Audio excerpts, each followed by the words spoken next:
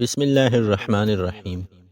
حضرت عبداللہ ابن مسعود رضی اللہ عنہ فرماتے ہیں کہ لوگوں پر ایک زمانہ آئے گا، ایک آدمی قبرستان میں جا کر قبر پر لیٹ جائے گا اور کہے گا، کاش اپنے اس ساتھی کی بجائے اس قبر میں ہوتا۔